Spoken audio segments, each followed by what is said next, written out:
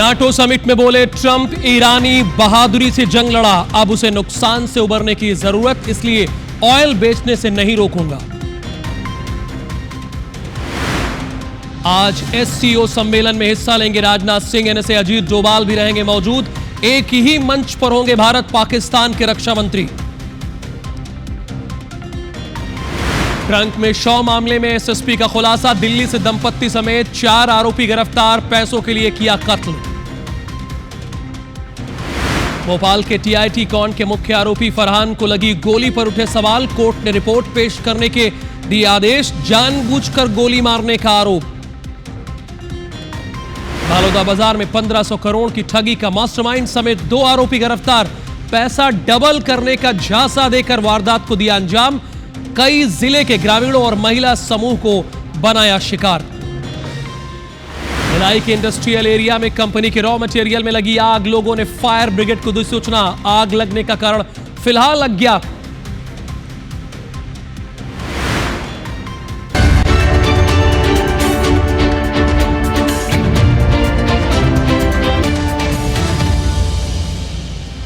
नमस्कार, mega morning में मैं राहुल सौमित्र आप सभी दर्शकों का बहुत स्वागत करता हूं। मध्य प्रदेश और छत्तीसगढ़ में भारी बारिश हो रही है, लेकिन कुछ इलाकों में आग भी लगी हुई है।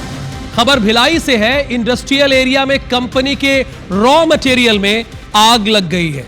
शिवम हाईटेक कंपनी के रॉ मटेरियल में आग लगी है। घटना की खबर पाते ही फायर ब्रिगेड की टीम तुरंत पहुंच गई। फायर फाइटर की 3 टीम ने मिलकर फिलहाल खबर यह है कि आग पर काबू पा लिया है। आग लगने का कारण अज्ञात है, क्योंकि पहली कोशिश तो ये होती है आग पर काबू पाया जाए, उसके बाद ये पता लगाया जाए कि आग क्यों और कैसे लगी होगी।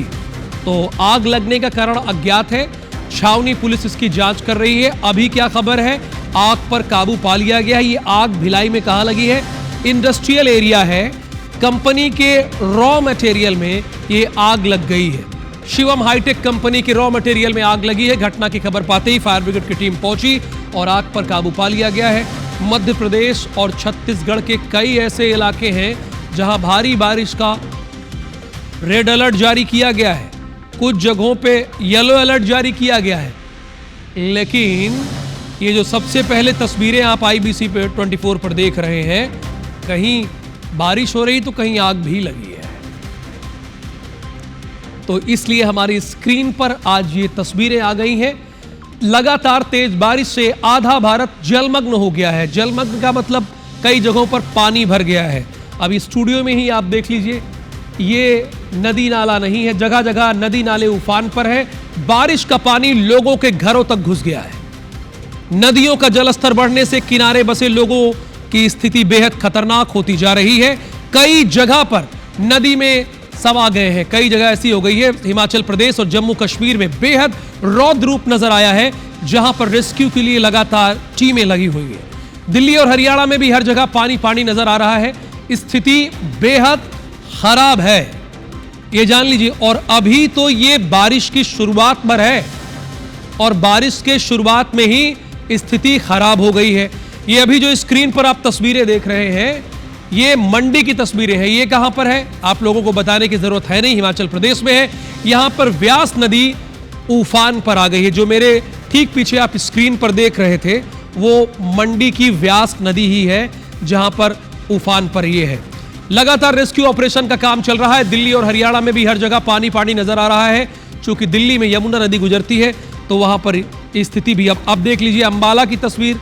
अंबाला, ये ऐसा लग रहा है कि ये सड़क मार्ग, राजमार्ग, नेशनल हाईवे ना होकर नदी और नाला है। ये हरियाणा देखिए लिखा भी हुआ है। अंबाला, जगह जगह पानी है। मैंने कहा ना कि ये तो बारिश की अभी शुरुआत ही है, और इस शुरुआती बारिश में ही आधा भारत जलमग्न हो गया है, पानी पानी हो गया है। ये अंबाला की तस्वीरें आप देख रहे हैं। और अब आगे बढ़ते हैं, कुछ और खबरों का रुख कर लेते हैं जो इसी से जुड़ी हुई है। अगली खबर सिंगरौली से है। सिंगरौली में भी रुक रुक कर बारिश हो रही। देखिए ये तस्वीरें हमने आपको वीडियो प्ले कर दिया है। ये स्टूडियो में नहीं, तस्वीरें हैं, वीडियो है जो हम आपको दिखा रहे हैं। लगातार बारिश हो रही है, जिससे एनसीएल स्थित निगाही खदान का पानी नंदगांव और नवानगर के बस्तियों में घुस गया है। तकरीबन 40 से ज्यादा घरों में खदान का पानी घुस गया है, जिससे लोगों को काफी परेशानियों का सामना करना पड़ रहा है। आलम यह है कि लोग बाल्टी और कटोरे से घरों में भरा पानी निकाल रहे हैं। मिली जानकारी के मुताबिक एनसीएल निगाही के पास खदान से पानी निकासी की समुचित व्यवस्था नहीं है। इस संबंध में वार्ड पार्षद ने कई बार एनसीएल को पत्र लिखकर समुचित व्यवस्था की मांग की। बावजूद इसके एनसीएल निगाही ने कोई कदम नहीं उठाया, जिसका खामियाजा लोग भुगत रहे हैं। यह पहला मामला नहीं है जब एनसीएल की लापरवाही के कारण लोगों के घरों में पानी घुस गया है। इससे पहले गोरबी इलाके में कई घरों में पानी घुस गया है। और सोचिए, इनकी ये तस्वीरें देखिए, ये अब इनके घरों में पानी भर गया है, बाल्टी से बाहर निकाल रहे हैं और आप लोग बड़े आराम से मेगा मॉर्निंग का ये बुलेटिन देख रहे हैं अपने घर में चाय की चुस्की के साथ। तो आप खुशकिस्मत हैं, ये आप खुशकिस्मत हैं। अब आपको मुरैना लेकर चलता हूं। मुरैना की तस्वीरें क्या है, यहां चंबल इलाके में बारिश के चलते कुंवारी नदी, ये एक नदी का नाम है, कुंवारी नदी आपको पता होना चाहिए, उफान पर है, जिसके कारण जरौली को बागचीनी से जोड़ने वाले रपटे को 3 फीट ऊपर से पानी बह रहा है। यानी जो रपटा है उसके 3 फीट ऊपर से पानी बह रहा है। भारी बारिश के कारण 1 दर्जन से अधिक गांव के बागचीनी से संपर्क टूट गया है। यानी बागचीनी से 1 दर्जन मतलब 12 से 14 गांवों का संपर्क टूट गया है। यहां लोगों की लापरवाही भी सामने आई। देखिए, यही नहीं होना चाहिए। लापरवाही अगर आप करेंगे तो जान जोखिम में डालेंगे। लोग रपटे के ऊपर बह रहे पानी को पार करते हैं। मौके पर पुलिस और प्रशासन की कोई टीम तैनात नहीं है, जिससे कभी भी बड़ा हादसा हो सकता है। आपको लगता है कि ये आप बहुत डेयरिंग वाला काम कर रहे हैं, बहुत बहादुरी वाला काम कर रहे हैं, तो ये बहादुरी नहीं है, ये मूर्खता की पराकाष्ठा है। अगर बहादुरी का इतना ही शौक है तो कुछ अच्छा काम कीजिए, जीवन को आगे ले जाइए। इससे आप अपनी जान जोखिम में डाल रहे हैं और अपने परिवार को भी मुसीबत में ला रहे हैं। अब इसके अलावा यानी इसके अलावा भी खबरें हैं, हालांकि इसी से जुड़ी हुई, चूंकि जब आधा भारत जलमग्न ही है तो खबरें कुछ ऐसी ही रहेंगी। मॉनसून अब देश के तकरीबन एक बड़े हिस्से को कवर कर चुका है, लेकिन अब कई हिस्सों से बाढ़, आफत और बेहाली की तस्वीरें सामने आई है। तो हमारी टीम ने 6 तस्वीरें तैयार की हैं। जरा उसको स्क्रीन पर लेकर आइए आप। तो ये आ गई स्क्रीन पर। ये पहली तस्वीर जो है नासिक, ये गोदावरी नदी, ये आपको पता होना चाहिए नासिक में कौन सी नदी बहती है, गोदावरी। अब उसके बाद आ जाइए सूरत। सूरत में शहर शहर पानी हो गया है बारिश की वजह से। और उसके बाद 12 की तस्वीरें आप देख रहे हैं, बारिश से यहां पर हाल बेहाल हो गया है। अब बात करते हैं डांग की। यहां पर गिराधोद फॉल उफान पर है। अब उत्तरकाशी आ जाते हैं। यहां पर यमुनोत्री में लैंडस्लाइड हुआ है। अगर आप यहां पर घूमने गए हैं तो अभी कुछ दिनों के लिए अपना कार्यक्रम पोस्टपोन कर दीजिए और जहां है वहीं से वापस आ जाइए। करनाल की तस्वीरें आप देखिए, ये खेत की तस्वीरें हैं। यहां पर आने वाली फसल को बोने का इंतजाम हो रहा है, लेकिन देखिए ऐसा लग रहा है कि ये खेत नहीं दरिया है।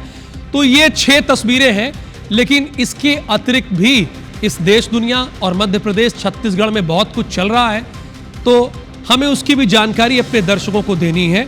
तो फिलहाल ये 6 तस्वीरें हैं। ये 6 लगातार तस्वीरें आप देख रहे हैं। शहर शहर बारिश का कहर देखने को मिल रहा है और ये आप साफ तौर पर देख रहे हैं। लेकिन इसके अतिरिक्त अंतर्राष्ट्रीय जगत से खबर क्या है, हमारे दर्शकों को वो भी पता होना चाहिए, क्योंकि मैं चाहता हूं कि मेरे दर्शक हाईटेक रहे। चीन में शंघाई सहयोग की संगठन की बैठक होगी, यानी एससीओ के रक्षा मंत्रियों को यह बैठक हो रही है। बैठक में शामिल होने के लिए चीन पहुंचे हैं राजनाथ सिंह रक्षा मंत्री। चीन के किंगदाओ में ये बैठक है। चीनी रक्षा मंत्री एडमिरल डोंग ने स्वागत किया है रक्षा मंत्री राजनाथ सिंह का। पाकिस्तानी रक्षा मंत्री भी इस बैठक में शामिल हो रहे हैं। ऑपरेशन सिंदूर के बाद भारत और पाकिस्तान के रक्षा मंत्री एक ही मंच पर दिखाई देंगे। मई 2020 में पूर्वी लद्दाख के गलवान घाटी में एलएसी पर सैन्य गतिरोध के बाद संबंधों में गंभीर तनाव आने के बाद किसी वरिष्ठ भारतीय मंत्री का यह पहला चीनी दौरा है। रक्षा मंत्री राजनाथ सिंह चीन के शंघाई सहयोग संगठन के सम्मेलन में आतंकवाद के खिलाफ जंग में व्यापक सहयोग की वकालत करेंगे। यानी यहां पर रक्षा मंत्री राजनाथ सिंह भी दिखेंगे, भारत के रक्षा मंत्री और पाकिस्तान के रक्षा मंत्री भी दिखेंगे। लेकिन आप जानते हैं कि तुलना नहीं है, कहां भारत और कहां पाकिस्तान। बुला लिया है, चीन तो रहेंगे, लेकिन भारत और पाकिस्तान की तुलना करना असंभव है। कोई तुलना ही नहीं है। भारत विश्व की तीसरी बड़ी ताकत बनने की ओर आगे बढ़ चुका है और पाकिस्तान इस लिस्ट में कहीं है ही नहीं। एक और खबर है इंपॉर्टेंट, नीदरलैंड से है। नाटो देशों की बैठक में रक्षा बजट में वृद्धि की गई है। ट्रंप की मांग के बाद बजट में वृद्धि की मंजूरी दी गई है। नाटो समिट में ट्रंप ने कहा है ईरान बहादुरी से जंग लड़ा, अब उसे नुकसान से उभरने की जरूरत है। बहादुरी से लड़ा लेकिन अब उसे नुकसान से उभरने की जरूरत है, इसलिए अब उन्हें ऑयल बेचने से नहीं रोकूंगा। अब देखिए अमेरिका का कितना नियंत्रण है, ईरान के ऑयल बेचने से वो रोक सकता है, ये वो बता रहा है कि हम उन्हें ऑयल बेचने से नहीं रोकेंगे। 12 दिनों के दौरान ईरान नर्क से गुजरा है, उसे परमाणु हथियार बनाने की इच्छा छोड़नी पड़ी, दोबारा न्यूक्लियर प्रोग्राम शुरू करने पर हमला करेंगे। यानी अगर ईरान दोबारा ये करता है तो ये बता भी रहा है अमेरिका कि अगर दोबारा ये कोशिश हुई ना तो फिर से हमला कर देंगे, अभी तुम्हें नुकसान हुआ है, बहुत नुकसान हुआ है और अभी अपनी भरपाई करो और हम आपको तेल बेचने से नहीं रुकेंगे। यानी अमेरिका इससे मैसेज क्या दे रहा है कि विश्व की सबसे बड़ी पावरफुल कंट्री वही है। अपने देश पर तो उसका अधिकार है ही है, लेकिन दूसरे देशों में क्या करना है, वहां के राष्ट्राध्यक्ष को क्या बोलना है, क्या करना है, ये ट्रंप ही तय करते हैं। ये इससे मैसेज है। ट्रंप की मांग के बाद बजट में वृद्धि की बात हुई है। नाटो समिट में ट्रंप बोले हैं ईरान बहादुरी से लड़ा, अब उसे नुकसान से उभरने की जरूरत है। यानी देखिए ईरान को भी उन्होंने कोशिश की, भाई आप बहादुरी से लड़े, अच्छी जंग लड़े आप, और दूसरी तरफ ये भी कह दिया कि दोबारा न्यूक्लियर प्रोग्राम किया तो जैसे पहले हुआ ना वैसे ही होगा।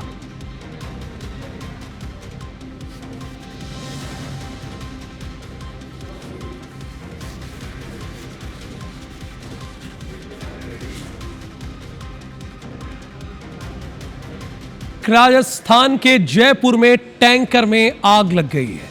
हाईवे पर टैंकर पलटने के बाद आग लगी है। इथेनॉल से भरे टैंकर में आग लगी है। दमकल की टीम ने फिलहाल आग पर काबू पा लिया है, लेकिन जरा तस्वीरें देखिए उस वक्त कितनी भयावह हो गई थी। सड़क पर यहां पर बहुत सारे लोग गुजर रहे थे और वो इसे देखने के लिए रुक गए। राजस्थान के जयपुर की ये तस्वीरें आप देख रहे हैं। एक टैंकर जिसमें एथेनॉल था, उसमें हाईवे पर ही आग लग गई। अब ये किस वजह से लगी, कैसे हुआ, ये तो फिलहाल अभी दूर की बात है, लेकिन आपको इसमें बता दें कि राहत भरी एक बात कि दमकल की टीम ने आग पर काबू पा लिया है और वहां से आने जाने वाले लोग आसानी से आ जा रहे हैं। खबर नारायणपुर से है। बड़े टोंडा बेड़ा के जंगल में 4 नक्सलियों को गिरफ्तार किया गया है। 12 और 315 बोर राइफल डेटोनेटर जब्त किया गया है। 16 जून को मुठभेड़ में ये शामिल थे। जिला बल और डीआरजी की संयुक्त टीम ने यह कार्रवाई की है, जिसमें से बड़े टोंडा बेड़ा के जंगल से 4 नक्सली को गिरफ्तार किया गया है। इनके पास से 12 और 315 बोर की राइफल डेटोनेटर जब्त किया गया है। 16 जून को मुठभेड़ में ये शामिल हुए थे। जिला बल और डीआरजी की संयुक्त कार्रवाई है ये।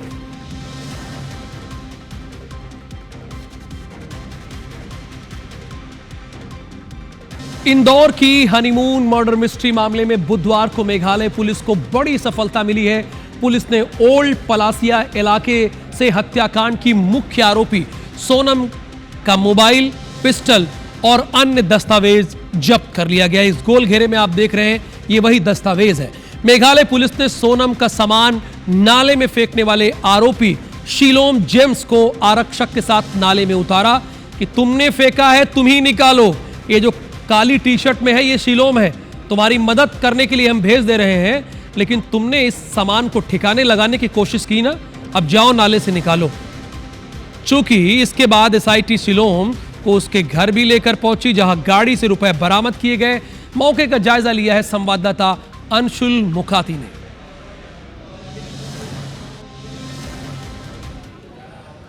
राजा हत्याकांड में अभी तक का सबसे बड़ा अपडेट ये है कि इंदौर के पलासिया स्थित नाले में सर्चिंग जो है वो की जा रही है। आरोपी शिलोम को लेकर के एसआईटी की टीम जो है वो नाले में उतरी है और खुद यहाँ पर सर्चिंग जो है वो शुरू की गई है। शिलोम के द्वारा बताई हुई जगह पर पूरी सर्चिंग जो है वो की जा रही है और बताया जा रहा है कि शिलोम ने यहीं पर कोई ऐसा एविडेंस जो है वो फेंका था जो कि इस केस में सबसे महत्वपूर्ण माना जा रहा है। और अब शिलोम को लेकर के टीम जो है वो खुद नाले में उतर चुकी है। नाले में टीम के द्वारा लगातार सर्चिंग जो है वो की जा रही है और हालांकि बताया जा रहा है कि सोनम का जब सामान हटाया गया था उसमें से कुछ ऐसा सामान जो है एविडेंस निकल करके आया था जिसे शिलोम के द्वारा यहाँ पर फेंका गया है। और अब शिलोम जो है यहाँ पर खुद एसआईटी की टीम के साथ उतर के उस बैग को यहाँ पर नाले में खोजा जा रहा है। शिलोंग एसआईटी के साथ साथ इंदौर क्राइम ब्रांच की टीम जो है वो भी यहाँ पर मौजूद है। और सबसे महत्वपूर्ण एविडेंस, ये देखिए एविडेंस मिला है। सबसे महत्वपूर्ण एविडेंस जो है वो यहाँ पर निकल कर आया है। तो आपने देख लिया, हमारे संवाददाता अंशुल मुकाती ने देखा, आपको दिखा दिया, लेकिन ये तस्वीरें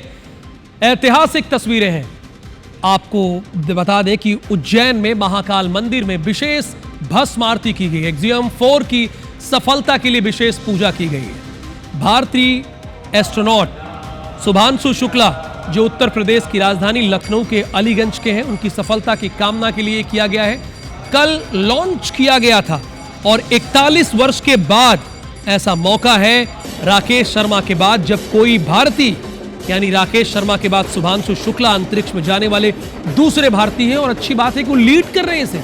आज इंटरनेशनल स्पेस स्टेशन पहुंचेंगे शुभांशु शुक्ला और इस उपलक्ष्य में महाकाल की चौखट पर पूजा अर्चना हो रही और होनी भी चाहिए। और हमने कहा कि इस पूजा अर्चना की तस्वीरें आपको दिखाया जाए। ये देखिए पूजा अर्चना की जा रही, विशेष भस्म आरती की जा रही है। इनके हाथों में शुभांशु शुक्ला की तस्वीरें हैं। ये गर्व का पल है। शुभांशु शुक्ला समेत 3 अन्य अंतरिक्ष यात्रियों ने कल उड़ान भरी है। 14 दिनों तक अंतरिक्ष में रहकर 60 से अधिक वैज्ञानिक प्रयोग करेंगे। तो आप भी ईश्वर से प्रार्थना कीजिए। भस्म आरती तो हो रही है जहां जहां भी है, क्योंकि ये भारत के लिए ऐतिहासिक पल है और गौरव का पल है।